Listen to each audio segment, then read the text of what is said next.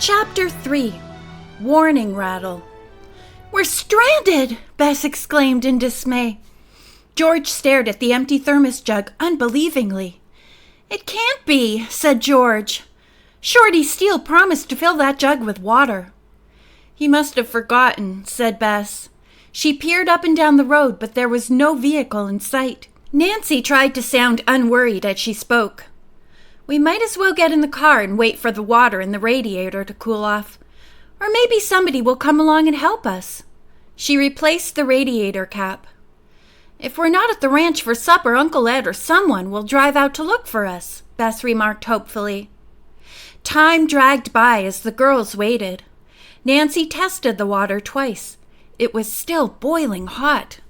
They might have to wait until evening, and she was not keen about the idea of driving in a strange desert after dark. "It's like an oven in this wagon," Bess complained. "Hotter outside," George mumbled. Suddenly the girls spotted a speck moving toward them on the dusty road. With relief, the girls watched it take shape as a pickup truck. "It's from the ranch!" George yelled and dashed outside. Bess followed, and when the truck stopped, she cried out, "Dave Gregory, you're a lifesaver! I was about to die of thirst and sunstroke." With a grin, the tall, rangy cowboy swung down from the truck cab. Quickly, Bess introduced him to Nancy. Dave's handsome face grew stern when Bess and George explained what had happened. He pushed his hat to the back of his head, hooked his thumbs in his belt, and said, "Just what I figured. 3 little dudes stuck high and dry. Mr. Raleigh warned you to check your water supply before you went out on the desert." "But Shorty promised he'd take care of it," said George. Dave's eyes narrowed for an instant. Then he said casually, "Well, this is dangerous country. You check your own gear if you know what's good for you." "We're sorry you had to come out after us," Nancy apologized. "Mr. Raleigh's orders," he said coolly, and strode to the truck. In a minute, Dave was back with a large can and a thermos jug which he handed to the girls. While they drank gratefully, he poured water from the can into the radiator of the ranch wagon. He put back the cap and slammed the hood. The girls returned the jug and thanked him.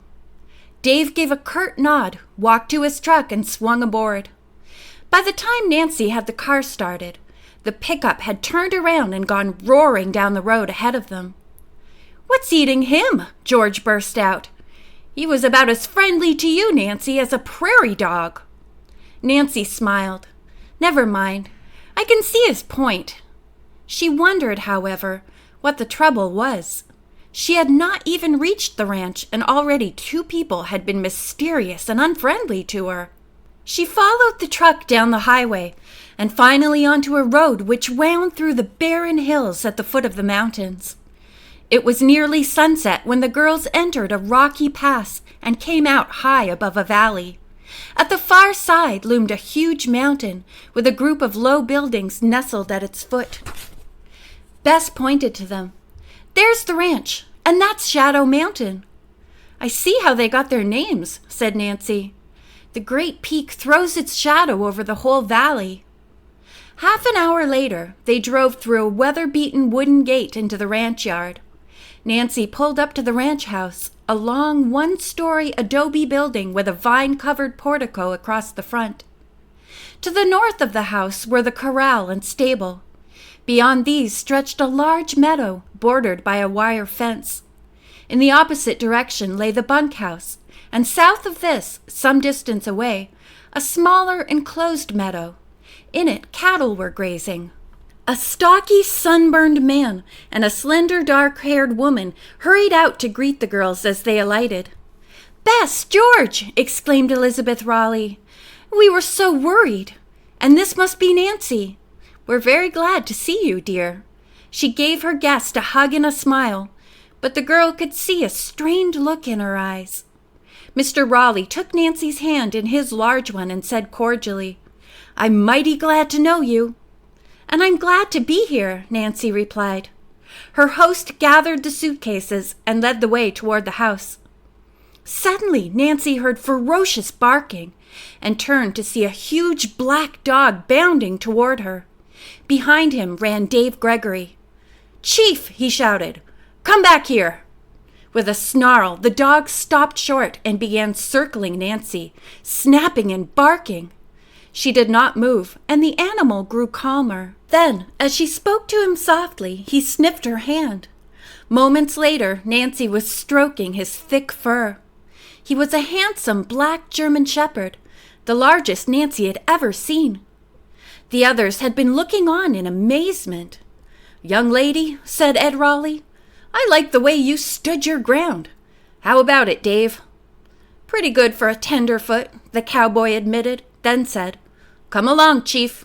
Your job is chasing coyotes away from the chickens." Obediently, the dog trotted away toward the far end of the yard. "The dog's full name is Apache Chief," said Elizabeth Raleigh as she led the girls into the portico. Just then, a slender girl with dark curly hair and big sad-looking eyes stepped from the house. Bess introduced her as their cousin Alice.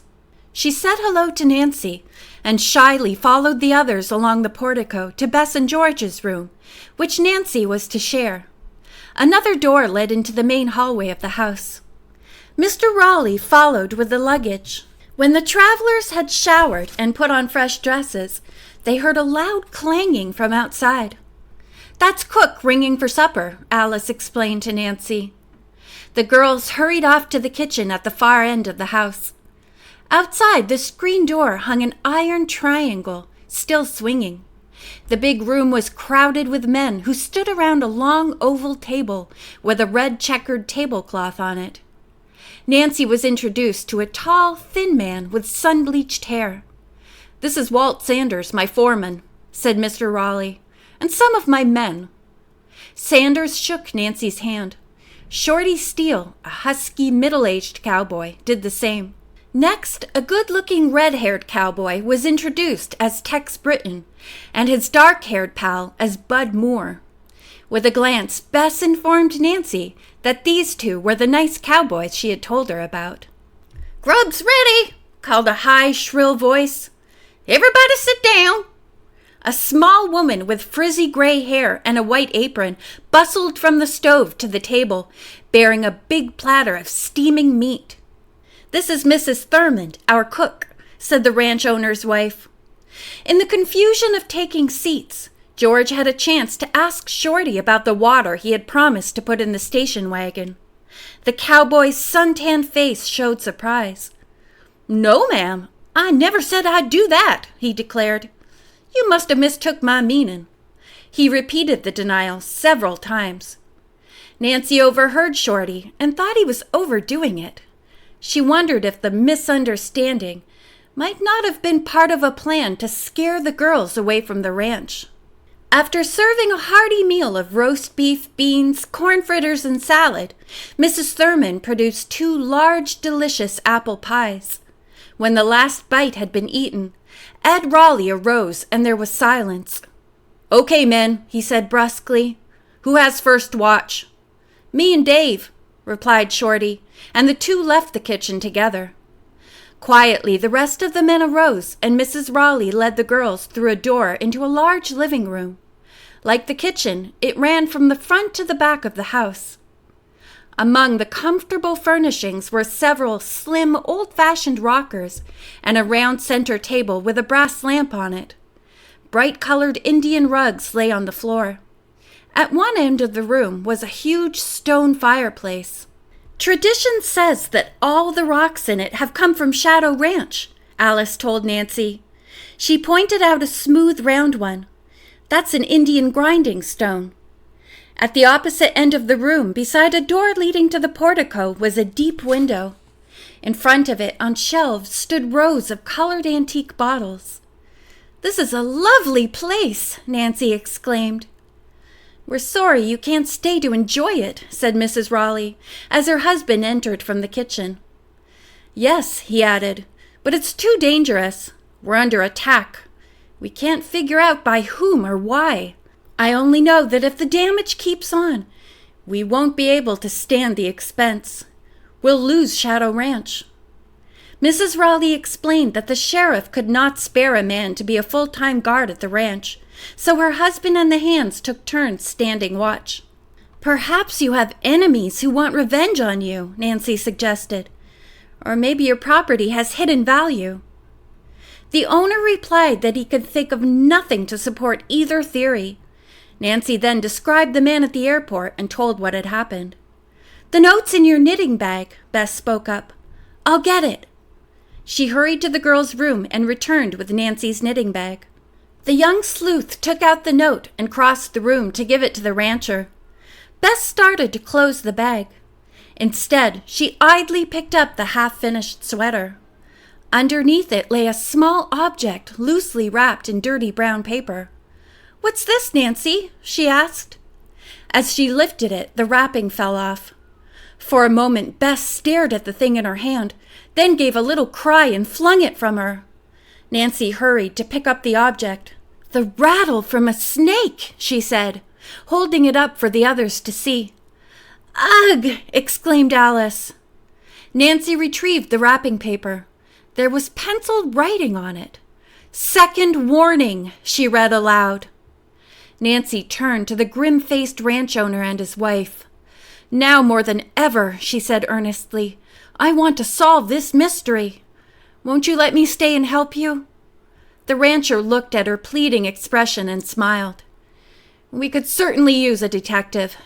And I've got to hand it to you, Nancy. You sure can keep your head." He glanced at his wife. "What do you say, Bet?" Elizabeth Raleigh nodded soberly. "All right, the girls may stay, but they must promise to be very careful." Eagerly they agreed, and George hastened to the telephone in the hall to cancel the plane reservations which she had made. In the meantime, Mr. Raleigh said he thought the notes and the snake rattle should be taken to the sheriff the next morning. "I'll go, Mr. Raleigh," said Nancy. "Maybe I should meet him." When George returned, Mrs. Raleigh was saying, "Nancy, I think you should call us Aunt Bet and Uncle Ed. After all, you'll be one of our family." Nancy grinned. "I'd love that, Aunt Bet." "I wish you were going to work on my mystery, too," Alice said wistfully. Nancy took the young girl's hand. "Of course I will," she said kindly, and Alice's blue eyes lit up. Nancy told the Raleighs that she would like to get started with her sleuthing immediately. "May I question your men about the phantom horse?" "Yes, indeed," Ed Raleigh agreed. One after another the ranch hands were summoned, but none of them could add anything to the information Bess and George had given Nancy. "All of these men are new here," Mr. Raleigh told her after they had gone. "But Walt Sanders, Tex, and Bud are from an outfit in the next county. Dave's from Montana. Shorty's a drifter." After a little more talk, Bess stifled a yawn, then suggested that the girls go to bed. She led the way out a side door and down a hall to their room. Alice went into the next one. Before long, Bess and George were asleep, but Nancy lay wide-eyed, wondering about Dave Gregory. Why was he so hostile to her? Could he be one of the saboteurs? And what about Shorty? Was he to be trusted? Finally, Nancy fell asleep. Just after midnight, she awoke suddenly, startled by a noise on the portico. She sensed someone pausing at the door to listen. Then stealthy footsteps moved on. Now what was that all about? Nancy asked herself. Quickly she arose, put on robe and slippers, and cautiously opened the screen door. No one was nearby, but at the far end of the portico, she saw a dark figure slip into the kitchen. Why would anyone be going in there from outdoors at this time of night? Nancy asked herself. I'd better find out. She wondered if she should awaken the other girls, but decided against this, and tiptoed along the portico to the kitchen. She opened the door and stepped inside the dark room. The next instant, an unearthly shriek split the air, and someone seized her. End of chapter 3.